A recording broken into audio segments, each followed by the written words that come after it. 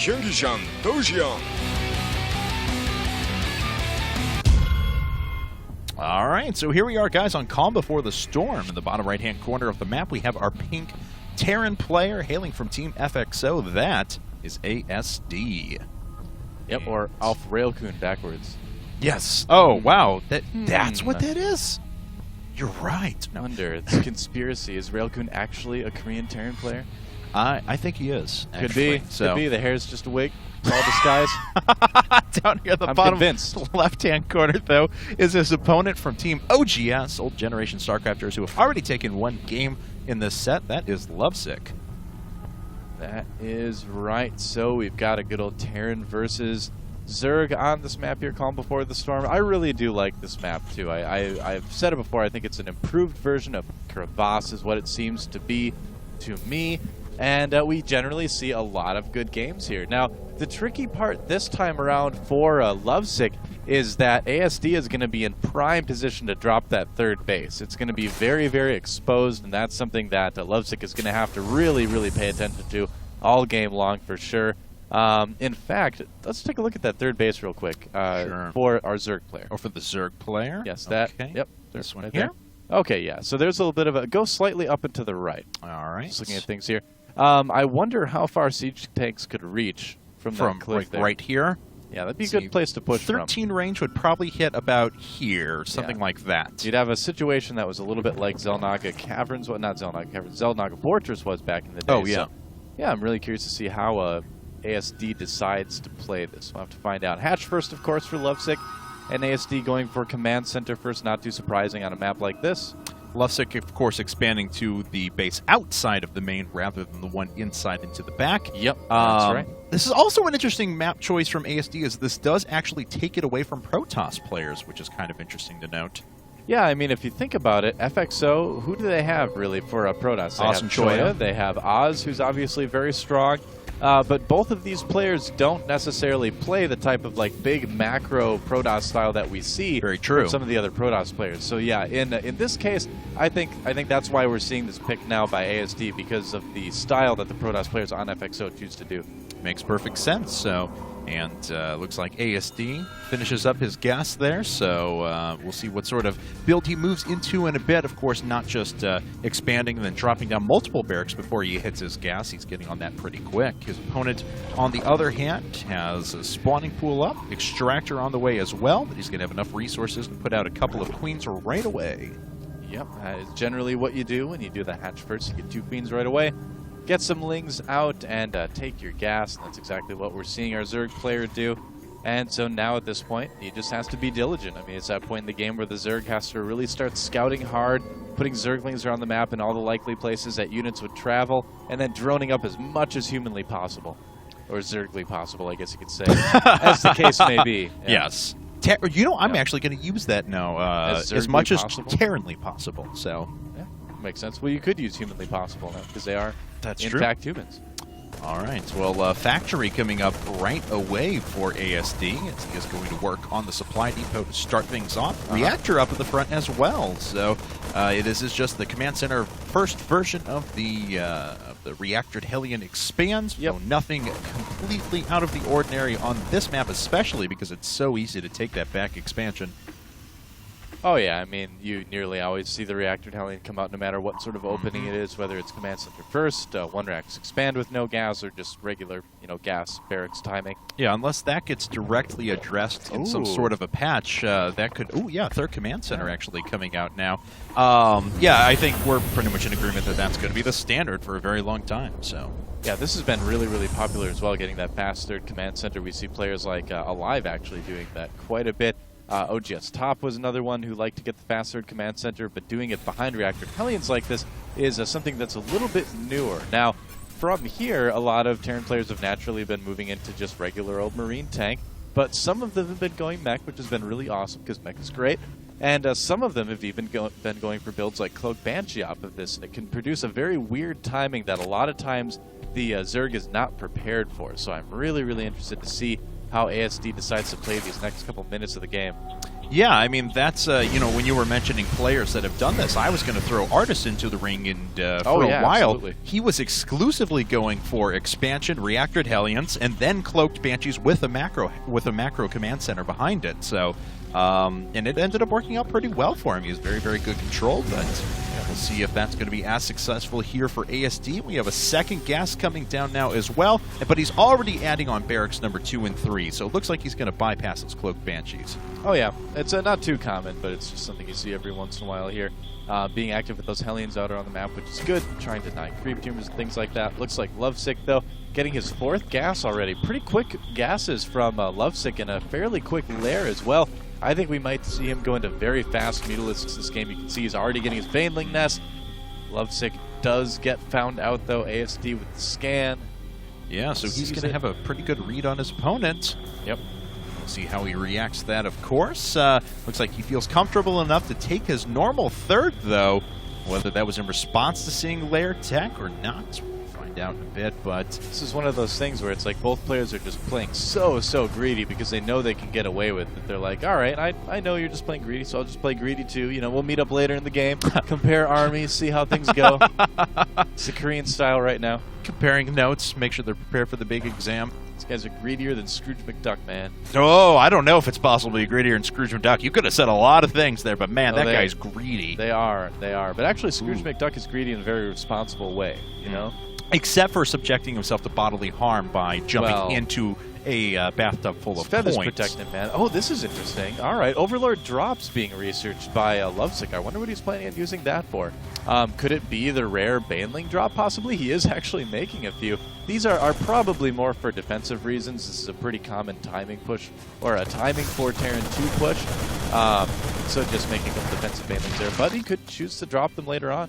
And he does have Baneling speed coming out now, so Centrifugal Hook's well on the way, just about 50 seconds away from finishing. There's Ventral Sax. We'll see if we get Pneumatized Carapace. Oh, wait, no, did he just cancel? He did just cancel. Okay, yeah, I think that might have been a mistake. Okay. In fact, he could have been trying to make a Spire. Yeah, you saw he started the Spire and then canceled that. If you play Grid, for instance, Spire is on the same key as that, so he possibly does. There are plenty of pros that actually play Grid. Yep. Yeah, well, that is basic buildings. That doesn't work. That's there what I was you looking go. for. There it is. That's right. All right. So that's a possibility. Either way, it looks like it was a mistake, and he is going for that fast Spire, or faster Spire. It's not too fast now. Well, yeah, that could be a problem as well. Looks like Zerglings are making their way out. They are going to surround 3 of those Hellions. The other ones are trying to get away. Oh, they actually get a pretty good shot on those Zerglings, doing a lot of damage.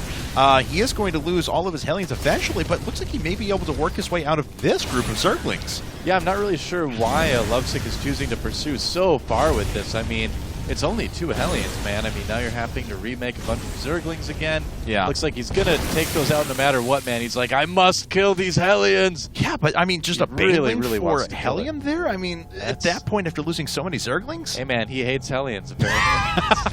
I guess when you have an Hellions unbelievable hatred, then yes, okay. He does, man. Let it be known that Luvsic hates Hellions more than any other Zerg player in the history of Zerg. All right, well, ASD is going to drop, but I've got to say, one thing Luvsic is doing right, though, is his map control. Yeah, look at that. Man, he has got vision over basically every corner of the map here.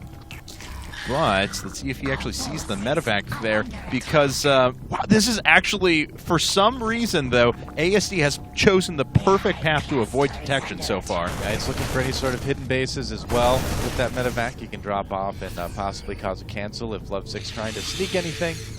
And he probably won't see that. I mean, that would require an eagle eye. Maybe he does, but it would be a little ridiculous. Mutas are out on the field right now, waiting to get a good amount to get harassed with, and that is what I would call a good amount to harass with. And he has got to have seen that medevac out there. But he did when it passed this one for sure. Yeah, but you can't really attack into that. You can see he's setting up some Zerglings as well. Attacking with only the Mutas would be basically suicidal. But it looks like he will find the Strop and clean it up. All right, so he's making his way up, but ASD, his macro has been beastly so far. He's on 175 supply at the 13-minute mark. That's incredibly good for a Terran player. Looks like he was trying to hit a couple of Mulus on the way down. Killed one, but not too many more after that. Yep, best thing you can do in that case is just kind of focus as many Mutas as you can, because you're going to lose stuff anyway, so why not? So back at home, Luvsic droning a little bit more, creating more units, kind of getting that good Zergling, Baneling, Mutalisk force, except for that Mutalisk is too lazy to join the rest of them. It's over. All right. It's gone.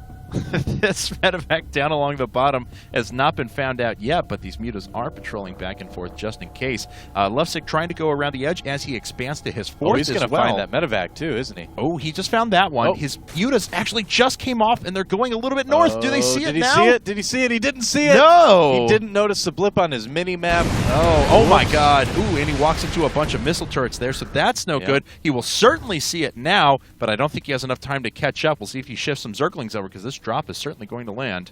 Yeah, we'll see, man. At the same time, though, ASD pushing across the map, and there's a big fight in the middle. Having to run through those Zerglings and Banelings, but he does have good tank positioning, it looks like. Yeah, he was able to pull back just in time, as a matter of fact. That was very, very close to getting everything surrounded. Ooh, he's going right after the Spire, though. That's falling very quickly. Down to 200 points of health, 100 and dead. Wow, he does manage to take out the Spire. That is actually huge. Spires take a very, very long time to build. Yeah, Luvsic immediately starting another one.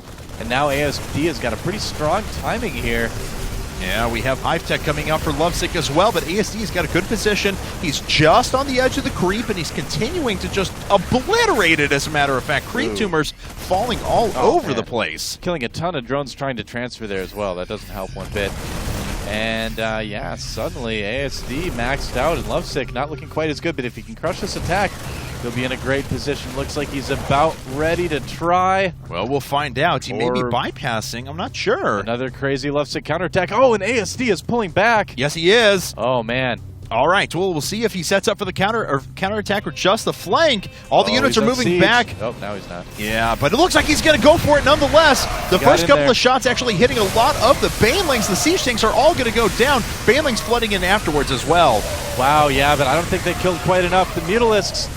Oh, he's got to get the Mutalisks away. He loses a good amount of those, and overall, ASD coming in pretty well after that fight. Yeah, all right, here. Well, let's see what he can do afterwards. He's almost remaxed once again. He had a ton of minerals banked going into that. Going to continue his rampage, his war rampage through these creep tumors. Admittedly, Luvsic was doing a good job with creep spread, but ASD has put a stop to that. Yeah, Greater Spire on the way now for Luvsic, getting that +3 carapace, +2 melee attack as well, but 3-3 on the way for ASD. Looks like he was denied that fourth base. So things still fairly even base-wise because Luvsic does have his fourth. 4 base to 3 base. ZVT is usually fairly even economically. But I don't know, Luvsic a little bit down on supply here. He's trying to go for some tech, kind of an inopportune timing. That is so many upgraded Marines for ASD. All right. Well, what upgrades? Let's see. Just on 2-2 at the moment. Of course, 3-3 is researching now. So he has +1 air attacks coming up along with the Ghost Academy. Oh, couple of good fungals. Oh, Infestor just takes one shot there from the siege tank. So another pretty good defensive position here.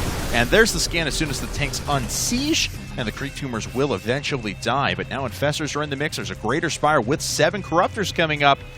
I have a feeling that that Luvsic forgot to get Burrow. He's getting it now. It's a very late, kind of odd timing to get it. Burrow is usually something that Zergs get a lot earlier on this map, just because of the narrow running lanes. Baneling landmines work very, very well.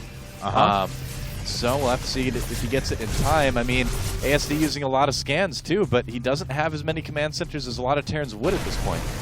And these Infestors aren't really getting a lot of traction with their fungals either. They haven't done a ton of damage. ASD continuing to move up with small groups of units, going to get a couple of Mutalisks there, and he's dropping at the same time, and he killed his hatchery off to the left. Oh man, he might get that Greater Spire as well in the main if Luvsic's not careful. No, let's go ahead and take a look. Yeah, he's definitely going to get it. Bye-bye, Greater Spire. 7 Broodlords are on the way, but it may be a bit of a last-ditch effort. Oh, Luvsic pushes out with a couple of units. He's trying to shift things over to clean up this drop, which eventually he will. Broodlords, though. The Broodlords were morphing in, and ASD right now is killing them. In fact, well, he got some of them. It was right there. Okay, looks like they're all alive. Survive. All right. It was looking dangerous for a moment. Gotcha. Okay, so we're actually keeping track of 3 things at once right now. Is ASD is trying to move off to the left. No, actually going to pick up, make a big drop here. We'll see if he goes over to the third, which I imagine he will. And he has not been under any pressure whatsoever. Yeah, well, ASD's had to worry a little bit here and there, but overall, yeah, he's been able to just kind of get back in macro. The big problem for him is he hasn't really been able to take a fourth easily this game, which has kind of been Luvsic's saving grace. Unfortunately for Luvsic, though, he is losing bases left and right here, and this one is going to go down very, very quickly. Yes, it is. Let's see, just a few Zerglings making their way in now. Looks like it's just going to be units killed, not going to be the base. But, Mutalisk and Banelings, and there's still Marines left over. The Queen has now fallen. The drones thought they were going to be safe, and they're being killed in the conga line as they move away. Yeah, and the base may fall down nonetheless. Sacrificed so many Mutalisks there. That was a horrible engagement there for Luvsic, and he is so far behind right now. I don't know if he's going to be able to catch up.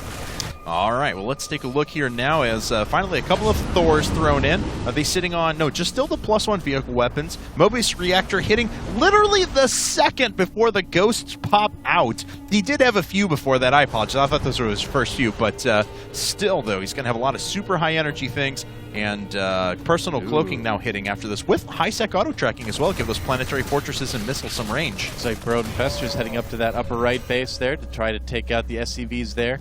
That would be one of the things that Luvsic can definitely do to try to get back into this game. But now that high-sec auto-tracking is done, the planetary fortress has a range of 7, so there's plenty of detection around as well, so we'll see if they find traction. That's right.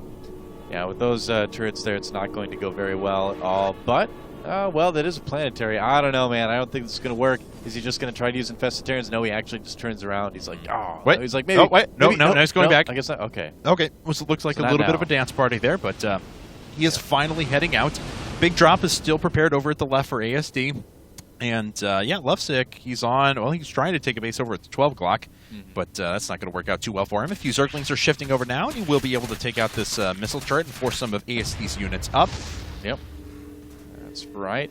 So, still trying to hinder bases as best he can. He hasn't really been able to do a whole lot with the Broodlords, the reason being that he just doesn't have very much support for them. He could, though. Oh, there are Vikings out now, too. Yeah, I think it's just not going well for Luvsic at all. I was going to say maybe he could push that lower base at ASD's main, but with the Vikings out, that's not going to work very well just because he doesn't have enough Interrupters to handle it. Yeah, one base gets canceled there, more units dropping in now, and oh my god, drones just get ripped through with 3-3 Marines, especially stimmed up like that, so wow, nice job microing against the Banelings. Yeah, ASD really showing his skill here. This was a former Code S Terran player, and you can see it in the way he kills drones mercilessly. Oh god, that was a slaughter. Man. That hatchery is going to get taken out as well. Yeah. Yep, things just kind of falling apart right now for Luvsic, unfortunately. Looks like we're going to see things tied up here. The Broodlords are still a factor, but keep in mind, actually +2 air weapons about ready to finish, and there are a good amount of Vikings out already. Yes, there are. There's already 7 on the field, and importantly as well, 11 ghosts with 4 being produced at a time. Yeah, exactly. A lot of Thors, too. Look at that. And the thing is Thors in big amounts can, you know, the air damage is light, but it can add up if you've got enough of them. That's an interesting choice, actually, by ASD to go for so many Thors when he knows that there's not really a lot of Mutalisks out right now. Oh, he moved away. Oh. He could have fungled those, but man. Not going to happen there. He's just going to sit behind the mineral line and threaten for a little while, just look threatening. Oh, look at that! Oh. ASD trapping in the Infestors just with a couple of supply depots. That is some nice quick thinking by ASD. Oh, but the SCVs... Oh, man! God. Oh, they're still within range. The SCV's trying to kill the Infestors. He's scanning now. Why doesn't he pop up in Fungal? I don't know. I'm so confused right now. There they are. Okay, there the pop up and the Fungal. Yeah, and that'll kill all those SCVs. The Infestors are like, it was only self-defense. We just had to take care of ourselves. Oh, well, that was amusing. I had fun with that. Did you have fun? I had fun. All right. But I don't think this base at the top center is going to have much fun for Luvsic. It's about to be under attack from Marines, man. Yeah, and it looks like we're about to have some nuclear fallout as 4 nukes are on the way now for ASD as well. Nice. Looks like he is still taking a little bit of damage, but it's not all that bad in the grand scheme of things. Oh, it's 7 range planetary fortresses are ridiculous. Yeah, I wonder what he's really doing. Thought maybe he would use that to draw the fire from the planetary and pop up the Fungal, but nope. No energy there. That hatchery is a goner, and so is that one. Yes, it is. So, once again, Luvsic is going to be down to 2 bases. He's just going to GG out. So FXO has taken game number 2 now in this best of 9 and tied things up.